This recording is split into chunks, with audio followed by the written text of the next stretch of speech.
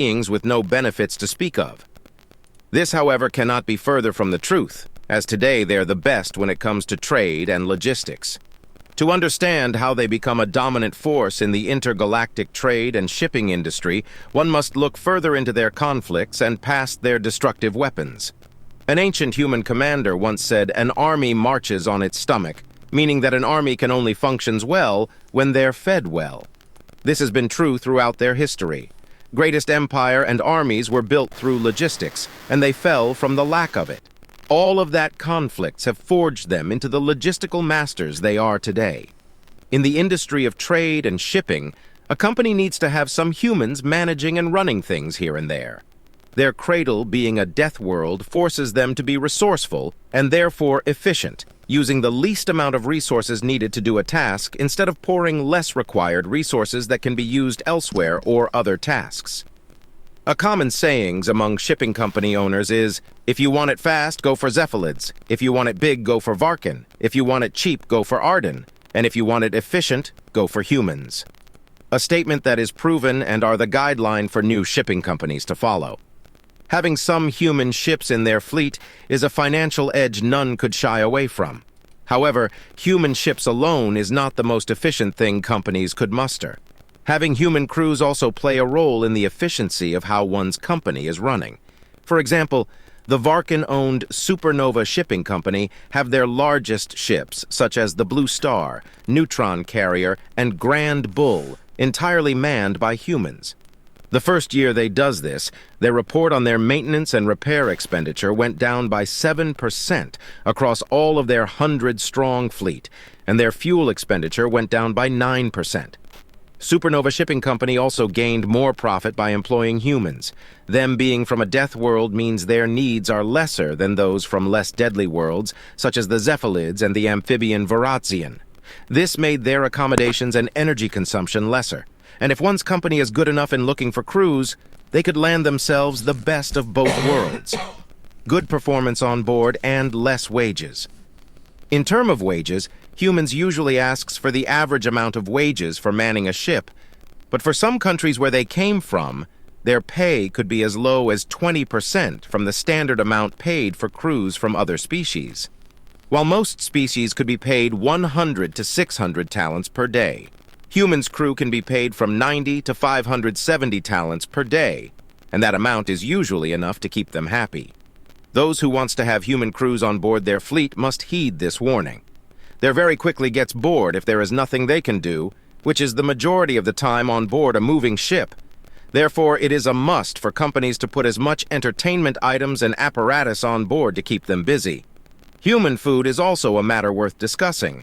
While it is true that the omnivorous humans can eat just about anything, it is important for companies to supply them with enough variety of food as to not get them bored. Adding a human cook on the crew can also be beneficial, as they prefer freshly cooked food rather than packaged food.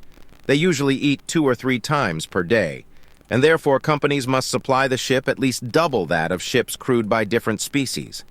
Snacks and beverages are also encouraged to be restocked on each port, as they might not last one trip. A gym inside the ship can be beneficial for the human crews to use, as some of them would use their free time to exercise.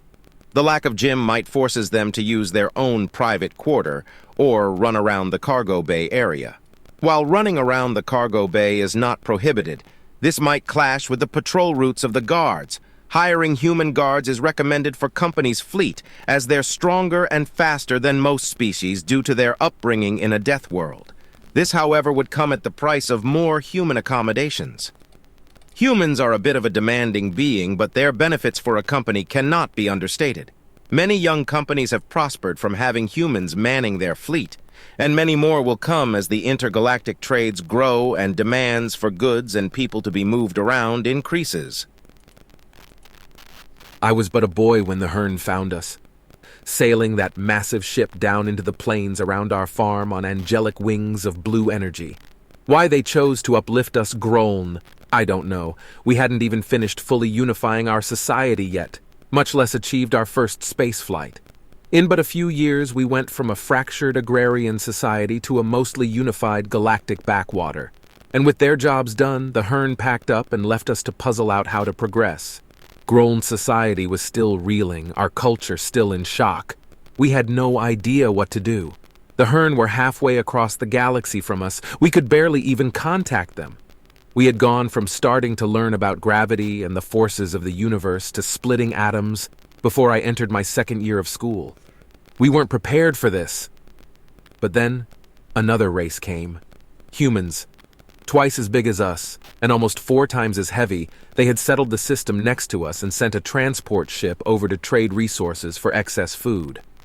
I was just entering my 4th year of schooling then, but watching that ship blast through the skies above me with a gout of flame behind it made me realize what I wanted to be. I wanted to fly those ships. Sadly, I never got there, but I give thanks for that. Because instead I got to witness the most pure and beautiful act I will ever see in my life. I had just graduated university as a communications officer and had gotten a job in the starport. With the traffic increase from humans buying our excess crops, there had been high demand in recent years for officers with experiences with human languages. I relished the chance to live and work as close to those who traveled the stars as I could, and did everything I had to convince my bosses to hire me. My days were filled with coordinating the swarm of traffic, trying desperately to ensure the impatient pilots didn't collide into one another.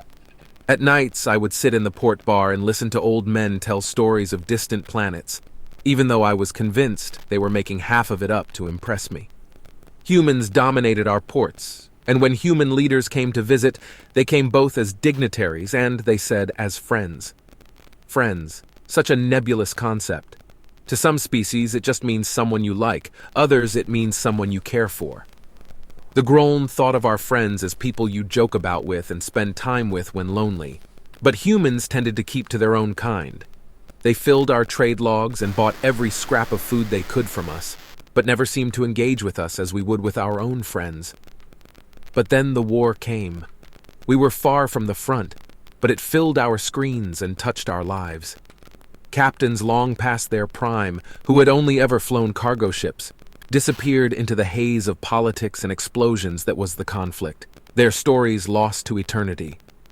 People I considered heroes vanished with naught but a one-line message saying they were off to ensure the war would end. I kept at my job, but the fervor and delight I once applied to it was lost as less and less ships came. First, just 1 or 2 regulars stopped coming, then a dozen, then 100. Before finally, they stopped altogether. It had been almost a month without a single ship when the Fair Maiden limped into port. It was clear from its scorched and pitted hull and flickering shields that it had been in combat, but the crew and the captain were in high spirits. Even as small bits broke off their ship to become micro-debris, they hailed me requesting repairs and resupply, offering technology and medical supplies in return. As the only comms officer fluent in the humans' trade language, I was ordered to assist the engineering corps in talking to their crew. At first, I was hesitant, but then I found out we would be going on to the ship itself and leapt at the opportunity. I sprinted from my desk to the transport ships, arriving even before the engineers and practically vibrating with excitement. For 5 hours, we toured what I learned was called a cruiser. A ship the size of a city to us was in fact in only medium tier to the humans. She was long and thin, her bow angled like a spear and bristling all over with weapons. She was called an NP Aero-class ship, and everything about her was mysterious and beautiful. We got a quick tour of her weapons, storage bay, and engines, and it was there I was half convinced we were going to be thrown out. The engineer was going on about the properties of the warp drive, this colossal beast of a thing that was humming in the center of a room bigger than a city block. One of our people pointed to a switch shielded by protective glass, as it was one of the only things in the room the engineer hadn't spoke about. I dutifully asked him what it was for, and he shook his head. State secret was all I got in response, and no matter how much our people pushed him to answer them, it was the only explanation he would give. When it was clear we weren't going to let the point go that easily, he motioned for the guards to escort us away, and we were half shoved, half marched out of the engine room. The guards escorted us back to the little vehicle we were using to travel about and took us over to the command deck, the final section we were to see.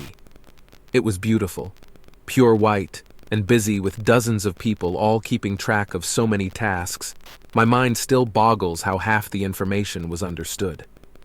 The captain sat in her chair in the middle of this whole mess, and we were brought forward to greet her as she stood up, smiling warmly at us. Captain Sarah T. Lucelle, that was all the words we got out of her before alarms blared at such volume, I thought the world was ending. Barked orders and responses came so fast I couldn't translate fully, but I knew enough to know what had occurred. A Perrine dreadnought had dropped into real space only a few hundred kilometers away, its massive size dwarfing that of the human ship, obscuring even the planet behind it. Before I could ask what was going on, the men escorting us picked us up 2 at a time and bolted to vehicle, driving it madly to the landing bay we had arrived at. Humans ran all about as we were thrown into the transport vehicle and ordered to run. We didn't argue and just slammed the throttle to maximum as we heard the massive guns of the fair maiden start firing. Behind us, other transports were sprinting away. Those many who had come to deliver supplies and fuel to the ship had barely got their cargo out before they were ordered to flee like us. I was sitting in the back when the hail came, the little transport sputtering back towards orbit so it could begin its descent. I was bellowed for and practically sprinted forward, worried and scared. Captain Lucelle was on the video call, her face creased with worry and fear. "I'm sorry, but those Pyrene bastards tracked us down. We thought we covered our tracks, but it seems they're better than we thought. We'll try our best, but we're sorry for any losses you sustain." I couldn't believe it. She was facing almost certain death, and she was worried about it. Some tiny forgotten one-world species that was likely considered nothing more than a bad joke to the galaxy. Suddenly, a shot from the dreadnought lanced past the shields of the cruiser, taking out one of the transports trailing us. Cries of alarm from those in the back who witnessed it made me freeze, and it was clear the captain had heard it as well. From the background of the video call, I could also hear cries of panic and horror, and over the next minute we saw the guns and missile pods fall silent as their ammo supplies ran empty. Whatever we had managed to bring, it wasn't enough. A man next to the captain placed a hand on her shoulder, and she turned to look at him as the background fell silent. Everyone we could see, likely everyone in the command deck also, had turned to stare at the woman leading them, even as the dreadnought's barrage ripped apart their shields. The captain stared at the man, her eyes gazing past him into infinity, and she nodded. A simple, short motion, as if she didn't want to expend any more energy than necessary on the motion. The man started bellowing in a language I didn't know. I caught bits and pieces that were close enough to the trade language, but nothing made sense. He was commanding some kind of attack, but they were out of ammo, weren't they? The captain addressed the call again, her face set and determined. I will remember what she said for the remainder of my life. Young Grown, when we first came to your planet, your leaders signed a pact with us. It said we were not only trading partners, but friends. That pact formed the basis of our trade agreement, and the food you have provided ensured our colonies didn't starve when they most needed it. Humanity owes you a debt you cannot begin to understand. Dozens of colonies would have failed if not for your people. May this act of ours go some way of repaying our debt to you all. Engineering crew, flip the switch. It's time to ensure these people remain free. She paused, looking up from man she had called to and towards the dreadnought in the distance. As the scene behind here descended into a determined chaos, she sat still, twisting a golden ring around one of the fingers on her left hand. When she next spoke, it was almost a whisper, as if she had forgotten we were there. "I'm sorry I couldn't be there for the birth, my darling. I'm sorry I'll never get to see Katie. May she grow up in a time of peace." The call was forcibly terminated, as the engines of the cruiser let out a gout of radioactive fire longer than the ship itself. The engine housing vaporized instantly, as all safety measures were abandoned, and the long, spear-like vessel burned towards the opposition at a speed I didn't know was possible. The dreadnought had evidently seen this strategy before, and as we watched helplessly, it turned the full force of its guns onto the speeding ship, desperately trying to stop what was coming. But it didn't matter one bit. From the moment that switch was thrown, their fate was sealed. And as missiles and slug throwers tore the ship apart, it flew through the intervening space and slammed into the dreadnought's hull.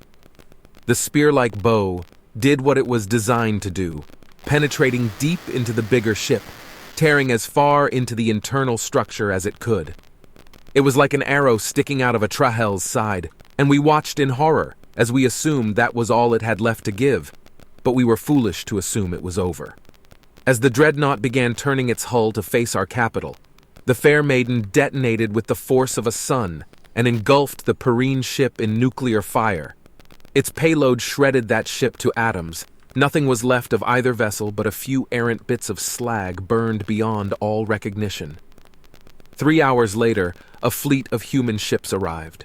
We hailed them, apologizing over and over for what happened, offering anything we could think of to stall what we were sure was going to be their rage at losing one of their own. Instead, the admiral of their group thanked us for bearing witness to the Fair Maiden's sacrifice, calling it the act of true friends. On that day, we learned what a human's friendship meant. It means to assist and defend those you care about, to ensure their safety at any cost. Those the humans befriended were like blood to them, and they were willing to give blood to defend us all.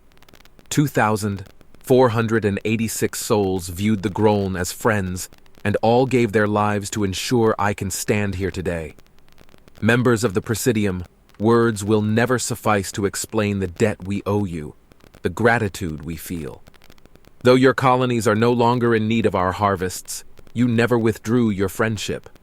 For years, we never understood what that meant, but now we do. Our tiny people were insignificant on the galactic stage, nothing more than a galactic backwater abandoned by those who uplifted us. You didn't have to befriend us. You could have given us one-sided trade deals, or even simply taken what you wanted from us, but instead you treated us as equals. An empire as vast and wondrous as yours stood before a society that hadn't even properly conquered their own world, much less their system, and treated us as just like you. Standing before you now, on the 10th anniversary of the Fair Maiden's sacrifice, I make this proclamation. You extended to us another offer, once more as equals, to join you, to join this vast alliance of yours made up of all those you have met and befriended over the centuries.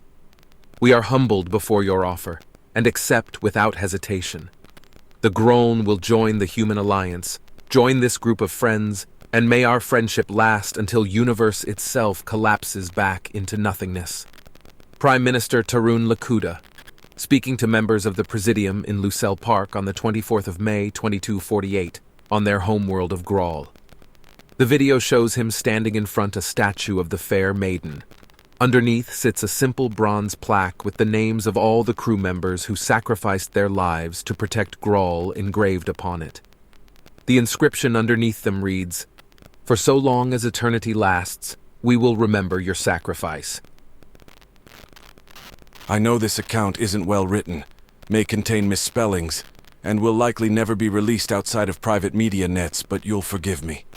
The Nault flowers are blooming, and that pollen would take my skin off same as anything else. No job to do that can't be done by the auto turrets, and nothing to hunt that hasn't burrowed in or gone to ground miles from this valley. My name is Nathan, and I'm a boogeyman. I've been doing this job for 30 years, and like any Terran Marine, my lifespan will be more than 10 times that amount. We expected there to be bigger, badder things in the universe, and it turned out that we were wrong. Least as far as we've seen. But you already knew that. You'll also know that we may have the greatest firepower and the best soldiers there are. But the Veralts own half the galaxy already, and they are damn mean. Can't live with them. Can't kill them quick as we'd like. Worse still, if there's one thing Veralts love, it's picking on someone weaker than them. That's what us boogeymen are for. Right man in the right place makes all the difference, so when we find fledgling races that have eluded the Veralt's gaze, we plop an outpost down and a Marine to watch over it. That's where I come in. The corrals always reminded me of what I think humans were like 2,000 years ago, back before we were even really doing slowboat space colonization and our lifespans were short. Little guys only live 10 years on the outside, and they ain't the sharpest tools in the shed yet. But a race more curious you'd only find in the mirror, and you wouldn't believe how much they loved me. Sorta like having a bunch of little orange siblings. Curious is one thing, but curious and forgetful makes for a dangerous combination. One of them would near take his head off with one of my guns, and a month later he'd stare down the barrel of the same pistol if I left it out. Like I said, they remind me of us back before we learned to quit making the same mistake twice. Couldn't do a thing with them, but you loved them all the same. They came and went. Stories I told them about the war and the Veralts changed like folk legends gone wild. Stories about me grew out of shape too. Not sure they ever quite believed what I had to say about the fires streaming through the sky some nights, or the things that fell out of the sky afterward. Not sure I wanted them to. It figures that sooner or later the Veralt would do the only thing they knew how to, after I'd shot down more than a dozen of their ships.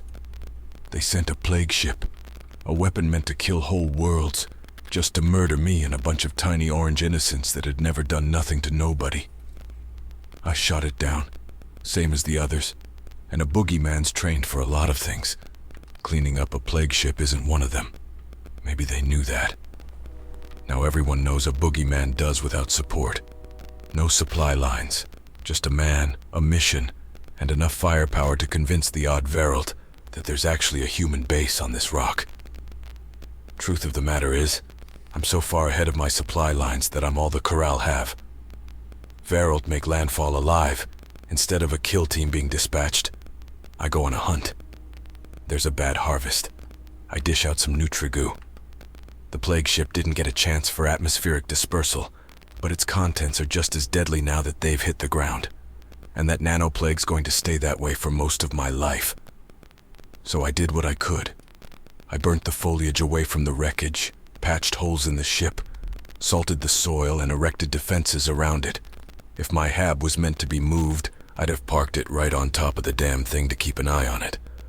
The nanoplague's an interesting thing. It doesn't kill those it infects. Instead, it turns them into a secondary plague ship, one with a modified strain, designed to kill anything of the same species. One Corral blunders into that ship and finds his way home. They'll be dropping like flies, and not a bit of my medical supplies will do a damn thing to save them. So I became the boogeyman I was always meant to be. Oh, I tried to make them understand, but one by one they kept trying to get a better look, get a bit closer. I knew it was just a case of one of these days, so I went on the hunt. The perimeter alarms have gone off at just about every hour of the day or night, and whenever they do, I drop everything and grab my bow. I don't want laser blasts drawing curiosity. Now, before I took up the watch, I wasn't rightly sure why they gave me this bow. I can hunt just fine with a rifle, only learned to use the thing because I got bored. Not that vat-grown muscles won't put an arrow through a steel plate with this thing. The thing I like about the bow is that it leaves behind something to remember me by. Some shred of proof that'll help keep them from forgetting my new purpose, like they've forgotten my old one. It works best on the days when I can let one of them go. Snag a shoulder or skim a thigh, and let the scar and the arrow give them a story to keep the others away. If they get too close to the ship to be sure they haven't caught it, they have to go down. I've done what I can to make the wreckage look unappealing. My memory's good, and I remember every story they've ever told me about their quaint tribal demons. Done my best to make it look like the ship's infested by them. Those days when the disguise works and they turn around and run home all on their own, those are the best days of my life. 2 years ago, something happened that changed the watch forever. One of them tripped the outer alarm, still far enough from the ship to catch the plague, still near enough that I had to do something. Can't let them all get away. And I'd been lax lately. They have to have a reason to be scared for their own good. Damned if I've ever seen anything harder to put an arrow into than this Corral. Fast, smart, and more determined than half the recruits that graduated the academy with me. I'll be the first to admit, I'd gotten lazy about this. Never seen that as being more true as the moment when I clambered over that log, only to find the little thing waiting to ram a sharpened wood stake into my side. Not that the Marines stuck me out here to die like that. Barely scratched me. All he wanted to know was what he'd done to wind up spending a day with a monster like me. And maybe it's just human curiosity kicking in. But I'll be damned if I didn't want to find out what had happened if I told him. So I dusted off the speech I hadn't given in near 10 years. He listened to the whole thing, eyes burning like he thought he could ignite me and save himself with his gaze alone. Then I decided that I could let just one more go and sent him on his way. 3 days later, I wind up back by the ship, and there he's standing, sharpened stake in hand, outside of the burnt-out circle, outside of the alarms. I don't say anything or let him see me, but I already know how he spent the last 2 days before this one. A week later, and there's 2 of them. By the end of the month, there's 6. I start noticing that they're switching out, watching in shifts. One by one, they seem to be recruiting. The watch has changed hands, and I know it. It's been 2 years since I last had the perimeter alarm go off. Old Carols leave the watch, new ones join. I don't even know whether they're keeping their brothers away from the ship or away from me, but you can see it in their eyes. Responsibility, honor, and pride. They're remembering, even if the rest of their kind forgets. My shift on this rock is almost over, but I think I'm going to request another. Not because I doubt them. I'm just wondering if this is what they learned in 30 years, what'll I see in another 30? Carols, fuck yeah. I didn't understand why they did it at first. I probably still don't. I used to live on a farm on Zhangzi. Me and my mate Jen were bought to work there. It was a sleeve couple. I thought they treated us right. They gave us food and shelter. They even gave us one of their old vid boxes for our room occasionally. We were treated better than most Garths. It was a good life. Then I saw on the news the council made contact with a new species. I thought they looked like furless yamuk when I first saw them, only a lot bigger. Humans, they called themselves. First contact is fairly rare, but most have seen at least one in their lifespan. I was there when the Platerax joined, so I knew what was coming. They needed to build working translators, establish currency exchanges, and connect them to the extranet before the humans could properly interact with the rest of the galaxy. The whole process took at least 3 cycles, but it still wouldn't be perfect until about 30 or 40 cycles.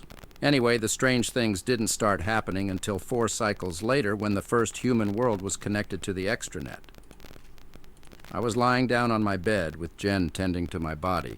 I accidentally left the gates open and one of the Trang ran onto a road. You can guess what happened next. My masters punished me, which I probably deserved. Trang are expensive to grow. Anyway, that's when I saw it on the news. The humans had read about servitude on the extranet, and they were mad. Very mad. Madder than my masters. Maybe they never had servitude on their homeworld but wanted their own Garth?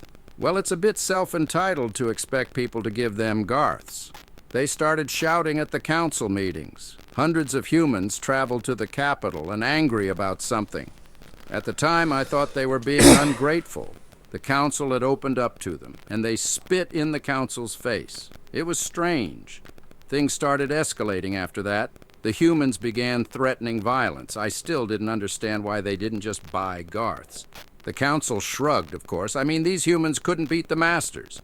The council has always been there. Soon my mate was carrying my child. We began worrying. If the masters found out, they would kill her. I didn't know what to do. We decided to hide it, but in about a cycle, it's going to become obvious. That's when the humans began their war. They started fighting against the council, targeting servitude centers and stealing the Garths. Did they want us for themselves? They were showing footage of a taken servitude center. The press were allowed in. The translators were still buggy, but I could understand most of it. Most of it were talking about things like rights and equals. Garths weren't allowed to go to school, so I couldn't understand, but I knew that equals was a maths thing. And then he said something. He directed it at Garths everywhere. It translated perfectly, but I didn't understand the meaning at the time. We are all born free and equal. I figured it didn't matter anyway. The humans would likely be destroyed by the council. I was wrong. I didn't know this at the time, but the humans grew up on war. There was always war on their world, and it didn't end until hundreds of cycles after they left their solar system. War was all they knew until the peace era, as they called it. I guess that's why they decided to fight. Doing nothing was alien to them. I suppose going to war must have felt like coming home. Of course, I didn't know this at the time, so when it was shown that the humans were managing to survive. Not only that, in the footage it looked like some Garth were fighting with them. I couldn't believe my eyes. This wasn't good news, and it only added to the stress of my mate. We still didn't know what we would do. It didn't matter because they found out anyway. I thanked the humans for what happened next. I didn't really understand it, but them freeing servitude centers meant that my mate was more valuable, so they spared her life. Instead, they would keep her and sell the child. We were happy that we were spared. Then the humans began winning. They pushed their way all into the central planets and even made it to Zhangzi. I saw their drop pods. It was like the stars were falling. Me, my mate, and our masters all hid underground when we saw them coming. The masters had built a makeshift shelter. Eventually, the humans were in the house. We tried to keep as quiet as we can in case they found us. It didn't help. They found us anyway. When they marched down the stairs with their projectile weapons, they looked like the beasts in the stories my mother told back at the servitude centers. They were black all over their body. You couldn't see their faces. You didn't know where the weapon ends and the body begins. They were not the same humans I saw on the vidbox. One of my master grabbed me, forced me in front of him. He started shouting, stay back, or I swear I'll cut him." The humans stared at me, probably waiting for their translators. Then they looked at each other, then nodded. A bright flash came from the end of their weapon hand, and the noise almost deafened me. My master dropped to the floor, while my other master shrieked, which I thought would definitely deafen me. One of the humans grabbed my master and took her away. One of the humans walked towards me. I stepped backwards, not know what he would do. That was when my mate started screaming. All this stress had caught up to our child. My translator kicked in. "Oh shit, Jenkins! Get your ass down here! She's going into labor!" It's been 10 cycles since that day. The humans won their war, evicted the head of the council, put themselves on top, and rewrote a whole bunch of laws banning servitude. They added clinics which helped Garthser enter society.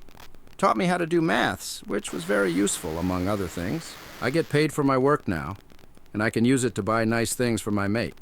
I still don't understand why they went out of their way to help us, why they sacrificed so many of their kind to end something that has been going on so long that no one minded it.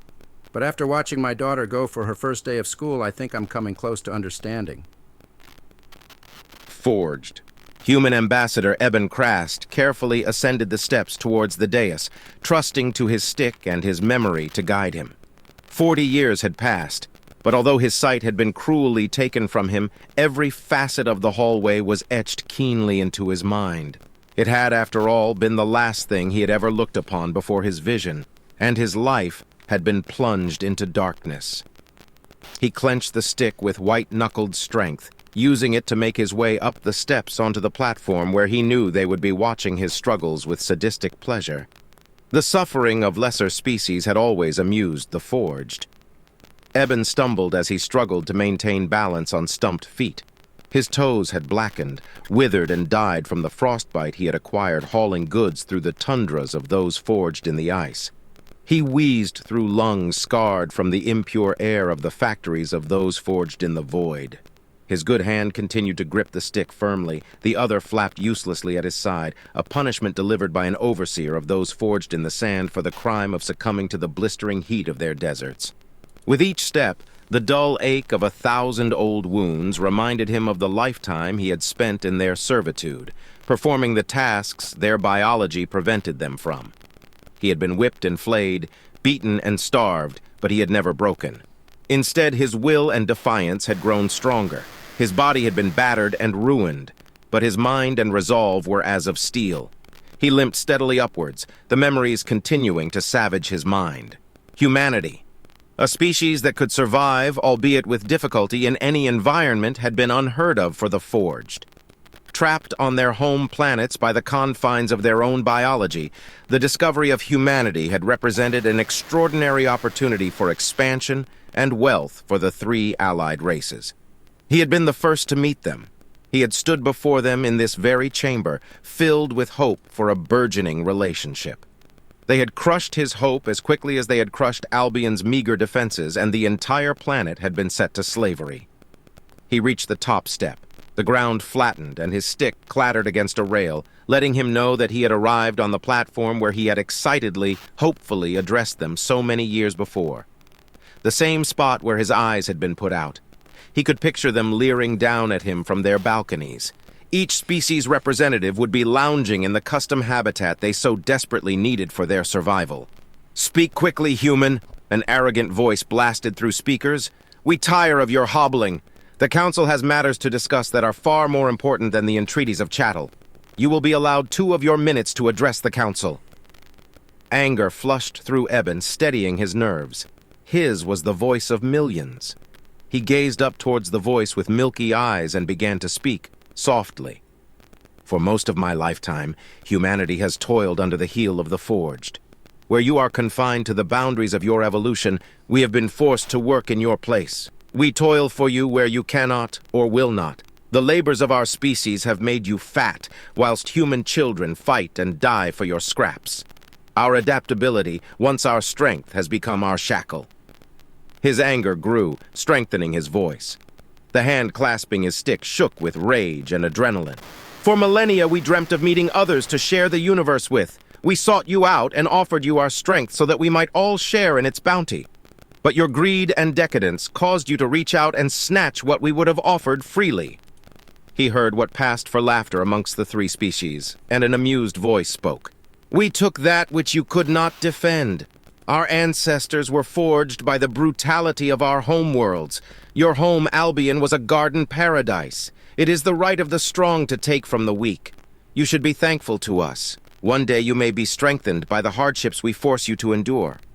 Albion was never our home.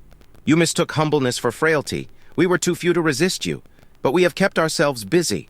Our true home was Earth, and now Earth has come to reclaim its children. Silence from the Forged. In the distance, Eben could hear sirens and confused shouting. His heart leapt. You take such pride in the suffering of your ancestors, but you did not realize that we too were forged. On Earth, humanity was forged in ice and cold bitter enough to freeze an ice-forged in its sleep. We eked out a living in sands more scalding than any a sand-forged has felt. We tamed the void in our infancy and soared the skies gleefully at speeds that would tear a void-forged to pieces. We faced more hardship on our homeworld than your three species combined, and then we voluntarily put ourselves through more. There is nothing you have done to us that in our history we have not already done to ourselves. Slavery, genocide. Above all else, conflict has forged us. He could hear sirens in the distance now. The representatives of the council were shouting with fear and alarm, demanding to know what was happening. The unmistakable thrum of a human dreadnought entering subspace above the station caused Eben to laugh aloud. He slowly began to unscrew the top of his stick, maintaining the vice grip he had kept on the top, and let the shaft fall to the ground. Above the din, Eben's voice thundered. "This," he said, holding the stick aloft, "is the trigger to a thermonuclear warhead that we have painstakingly hidden within this station. There are many others placed strategically within your empires. It has taken us decades, my life's work." He had their full attention now. "Don't bother shooting me. When my finger is removed from this button, it will instantly detonate, killing every being on this station." He could hear their fear, sense their terror. His only remaining regret was that he would not see the looks on their faces. "We are those forged in war, and we are coming for you." He released his grip on the stick, and the last thing the Forged Council saw was his satisfied smile. The system was nothing special. Gas giants, comets, asteroids, yellow dwarf at the center. Common enough in a galaxy with so many stars. Self-evolved sapients on the third planet as well. Quite a rare find, but again, the galaxy is a big place. Even 1,000 races could fill its fringes without ever knowing their companions exist at all. In fact, they had, and still might, since at the time of this writing, our starlit home is still mostly unexplored. Procedure was followed to the letter. The contact vessel emerged from hyperspace in the shadow of a nearby planet with its flotilla of transports and defenders, beginning the slow trek to the sole inhabited world with a burst of engine fire. Probes were already in place at various points, relaying a constant stream of data on the tiny blue speck. There was a staggering amount of junk in orbit, not uncommon for a space-capable species. Most of it, of course, was non-functional. Approach was made with no pretense of stealth. The ships of the contact group remained close together, with their navigation lights blazing into the darkness. They ran hot, intentionally giving the species below every opportunity to detect them. After less than an hour or so of transit out in the open, the contact vessel opened communications. Before the commander of the expedition could speak a single word, he was assaulted by all manner of greetings, in his own language. There were messages of welcome, of inquiry, of shameless outrage over the unwarranted incursion into human space. The bridge computer could hardly parse them all. The commander, to his credit, tried his best to respond to each in turn, but could do nothing to address the flood of communiques from all corners of the globe. He took the unprecedented step of naming every other starship captain an honorary liaison, and soon linked entire crews into the saturated network. It was not long before the entire situation came to a head. The commander spoke to a pool of representatives from all the nations of consequence, and was made to understand what had happened here. A probe had been lost in system some years before, damaged by a micrometeorite, or so we had been led to believe. In fact, it had been disabled, captured, and taken apart by the humans it was meant to observe, without the scientists on the other end ever suspecting a thing. Incredibly, the vessel which brought the probe in remained undetected throughout the entire ordeal, despite the advanced nature of our sensors. It took mere months for them to reverse engineer the technology present in the probe, download its data files, and even reactivate its communications node. For the past 3 years, the humans had been reading our central databanks through crude copies of the probe node, breaching every security measure, avoiding every attempt at identification. They caused countless headaches, and even forced the Information Division to declare emergency lockouts across entire planetary networks. It was a nightmare without end. No surprise then that the humans knew the contact vessel was coming. With all the data they acquired, they probably knew what time the commander took his tea. From then on, every negotiation was on their terms. They had self-destruct codes for every ship in the contact fleet. At a whim, they could have blown every one of them out of the night sky. They got an unending technology exchange and immunity from federated taxes. We got the best damn hackers in the galaxy, and I'd say we have the better end of the deal. Ping. Yeah, the scanner was still making noises, and it was only speeding up. The captain was about to tell the escorts that they were leaving, but again, he was beaten to the punch. Environmental hazard detected. Area no longer safe, were the words they used. If it was an environmental hazard, then the captain was a Velian giant porcupine. But so long as the Statston wanted to get out of there, he wasn't about to argue. The Statston quickly hustled them back the way they came. The captain made sure he was the last of his crew to leave, and just before he got out of there, he took one look back down the corridor. His suit lamps didn't cast much light, but right at the edge of their range, he thought he saw, just for a second, a flicker of movement. When I say the Statston got out of there quickly, I mean quickly.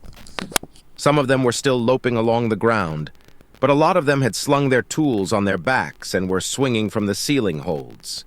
We, Amia, aren't exactly graceful on foot, but with wings not an option, the rescue party from the Light Feather set new records for Amia runners.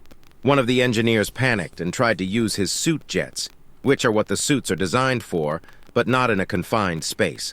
Smacked his head on the ceiling, had to be carried back to the transport pod. Except the transport pod wasn't there. There was just an empty tunnel. By this point, the captain had had more than enough. While the medic saw to the injured engineer, he grabbed the nearest of their escort group. Now I said the Statston aren't intimidating, but neither are we Amia, particularly. When you're in the guano, needs must, however, the captain gave it his best shot, drew himself up to his full height, fluffed up his feathers. Not that it made a difference in the suit. And he made sure that the Statston knew that when he said he wanted answers, he was serious about it. Malfunction in the transport protocols was what they told him. Well, you can bet that didn't go down well. The captain was not fresh out of the egg, and he knew there was more going on here than the furry little liars were letting on. So he threatened to tell the Light Feather to leave, abandon both the rescue party and the Statston, unless they started giving him the truth. And he made sure they knew that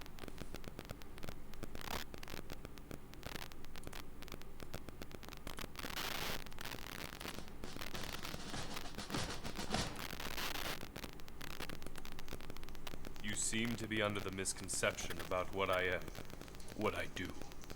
I am a paladin. That is true. But as a paladin, I don't fear falling. I look forward to it. As a paladin, I walk on a razor's edge. Not between good and evil. I could never be something like you. But between law and justice.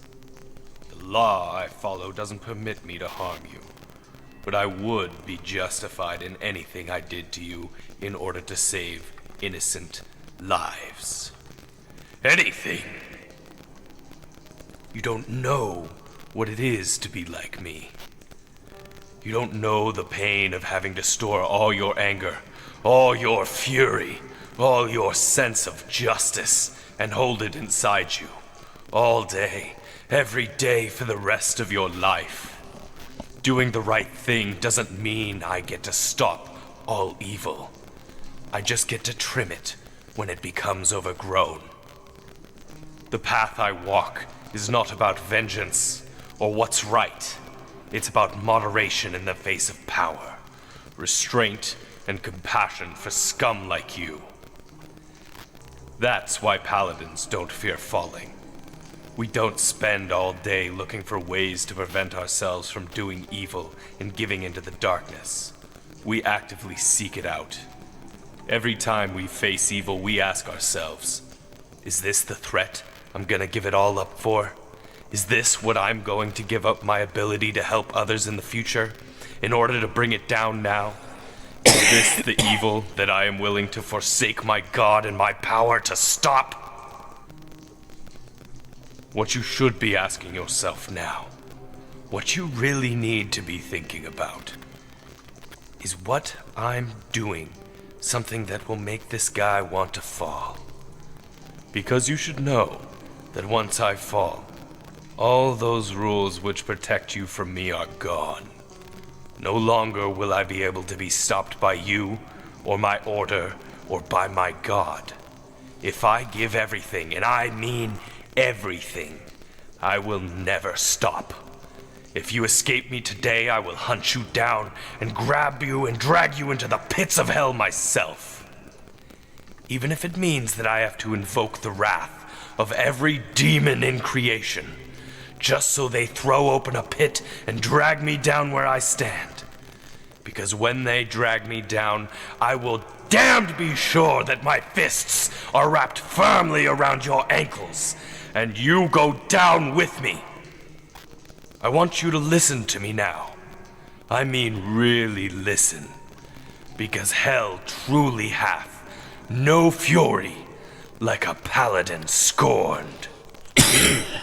So I ask you, one last time, tell me where the other rituals are being held, or I swear on all that is high and powerful that I will fall and fall hard, just so I can show you what it is that paladin truly means.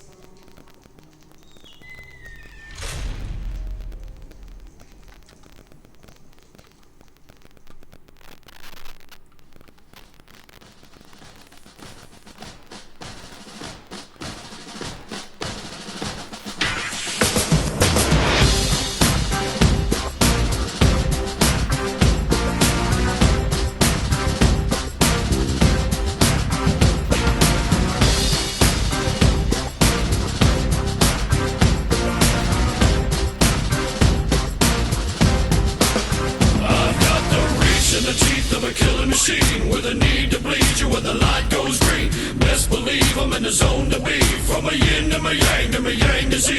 Put a grin on my chin when you come to me, cause I'll win, I'm a one of a kind, and I'll bring death to the place you're about to be. Another river of blood running under my feet. Forged in the fire little long ago. Stand next to me, you'll never stand alone. I'm last to leave, but the first to go. Lord, make me dead before you make me whole. I feed on the fear of the devil inside of the enemy faces in my sight. Aim with a hand, shoot with a mind, kill with a heart like Arctic ice. I am a soldier and I'm marching on. I am a soldier and I'm marching on. I am a warrior, this is my song. I am a warrior and this is my song. I'm basking the glow of the rising war, lay waste to the ground of an enemy.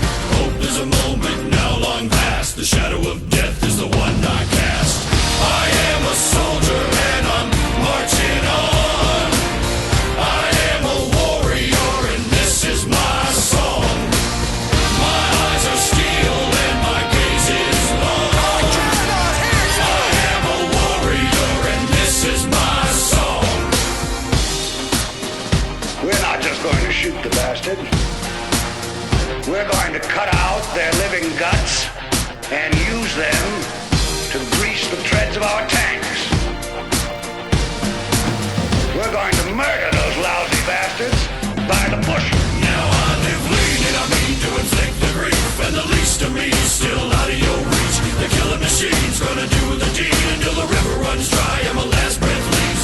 Chin in the air with a head held high, I'll stand in the path of the enemy line. Feel no fear, know my pride. For God and country I'll enjoy life. I am a soldier and I'm marching on. I am a warrior and this is my song. My eyes are steel and my gaze is long.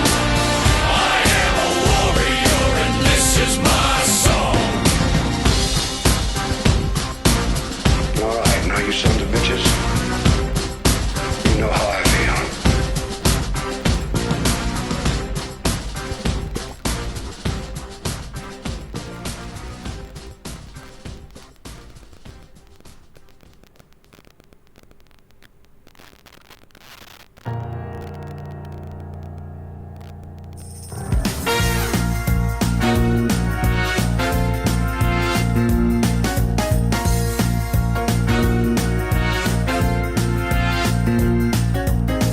When we're grouping up for this fight, you're making me the tank and it feels so right. Got my flask and pots and food and we're counting down. We're gonna get the loot and achieve before the nerves come round. And then just when I think it's going well, a healer dies, turns out he got noticed spells. Then a rogue, then a mage, and they're all afraid. And I'm picking up the reins and I'm saying we will beat this raid. And don't you know I'm still standing, God, I grow on all of it. I'm on top of my rotation, popping all my damage mitt. I'm still standing after all this time, pulling all the mobs off of the healers, so we'll be just fine. I'm still standing, yeah, yeah, yeah.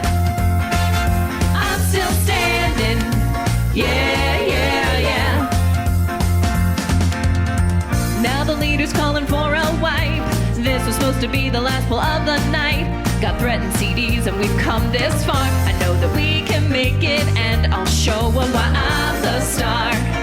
And don't you know I'm still standing, God, I grow on all of it. I'm on top of my rotation, popping all my damage bit. I'm still standing after all this time, pulling all the mobs off of the healers, so we'll be just fine. I'm still standing, yeah, yeah, yeah. I'm still standing, yeah, yeah, yeah.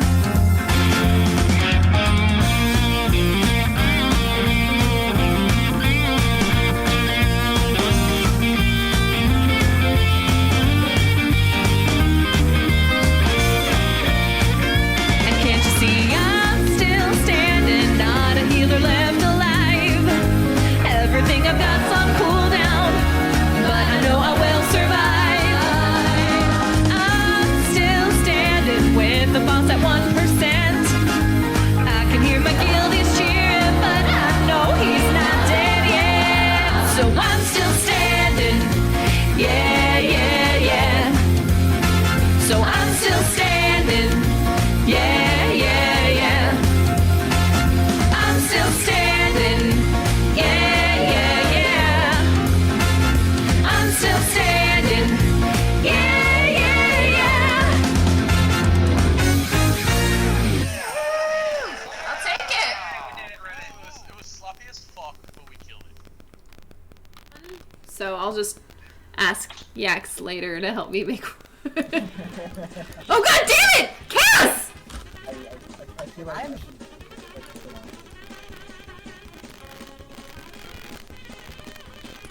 God damn it, cat. Oh my god. Any fucking pro-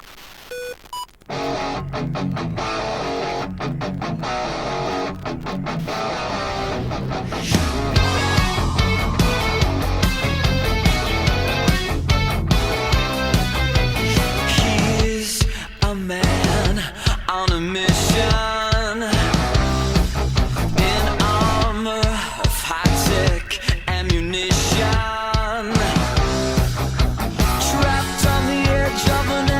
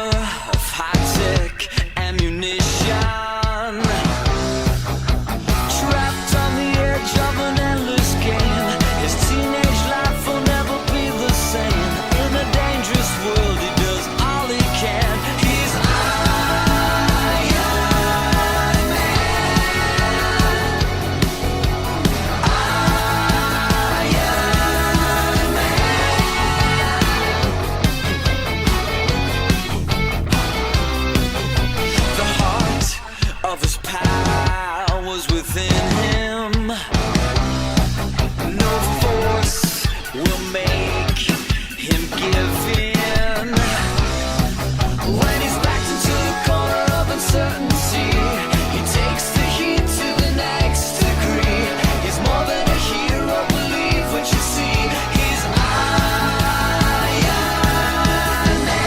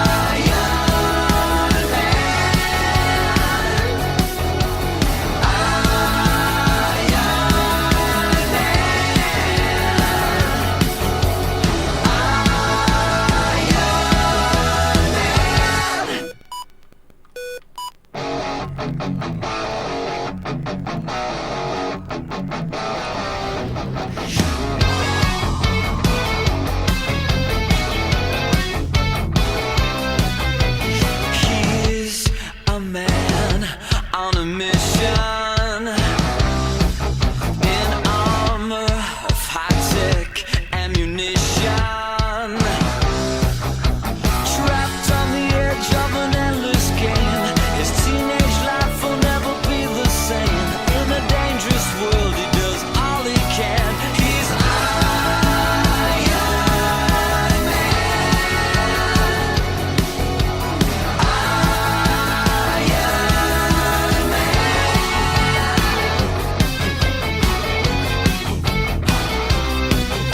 The heart of his powers within him.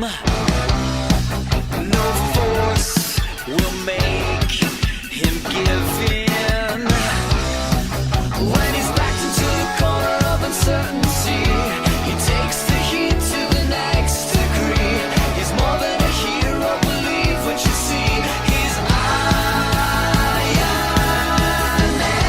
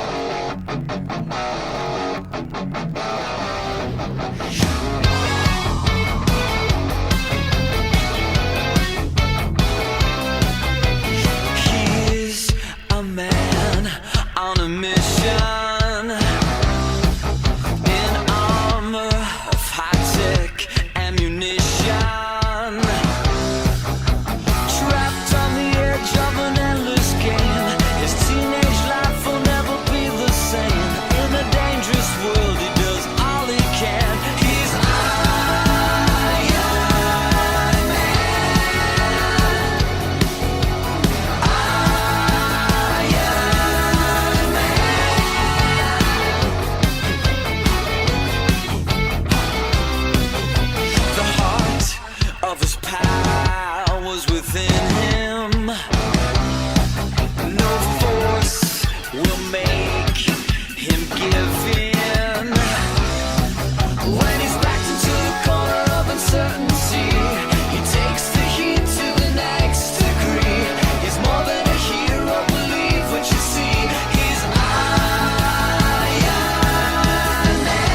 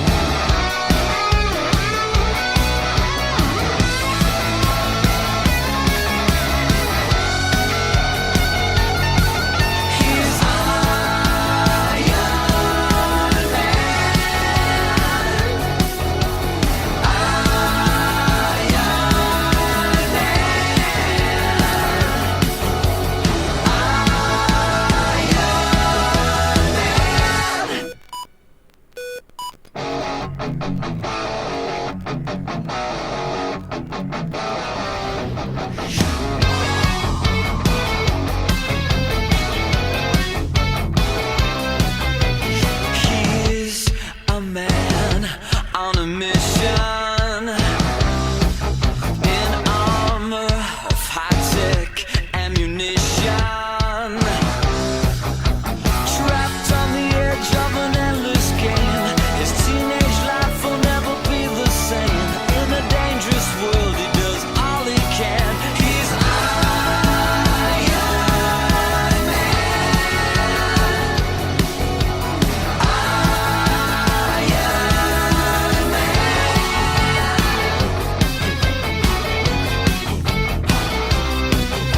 The heart of his powers within him. No force will make him give in. When he's backed into the corner of uncertainty, he takes the heat to the next degree. He's more than a hero, believe what you see. He's Iron Man.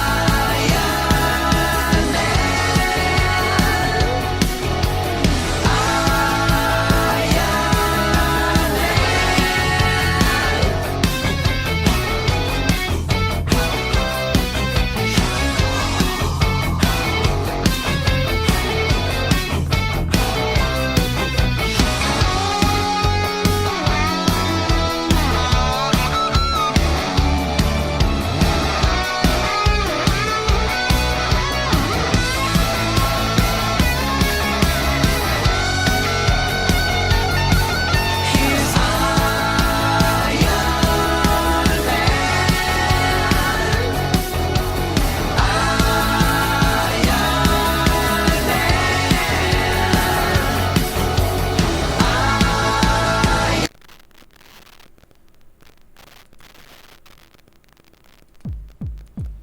Come to negotiate, eh? Have you, you slimy git? Look what I got. I got a jar of dirt. I got a jar of dirt. I got a jar of dirt. And guess what's inside? I got a jar of dirt. I got a jar of dirt. I got a jar of dirt. And guess what's inside? I got a jar of dirt. I got a jar of dirt. I got a jar of dirt. And guess what's inside?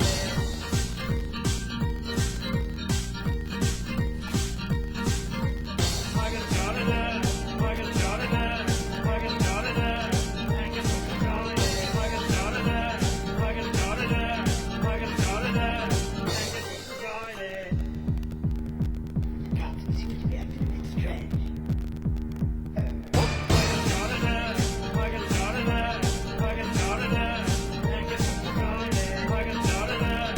got a jar of dirt. I got a jar of dirt. And guess what's inside it? Jar of dirt going to help? If you want it, give it back.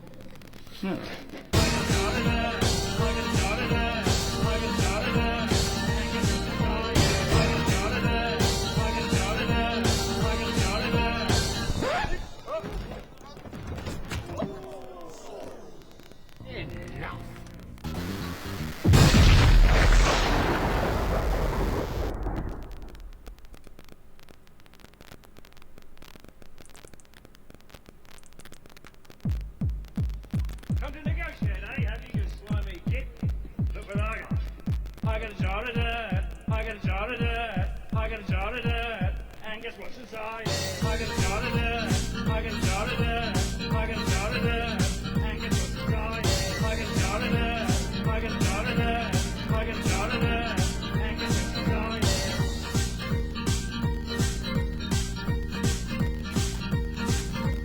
I got a jar of dirt. I got a jar of dirt. I got a jar of dirt. And guess what's inside? I got a jar of dirt. I got a jar of dirt. I got a jar of dirt. And guess what's inside it? The captain seems to be acting a bit strange.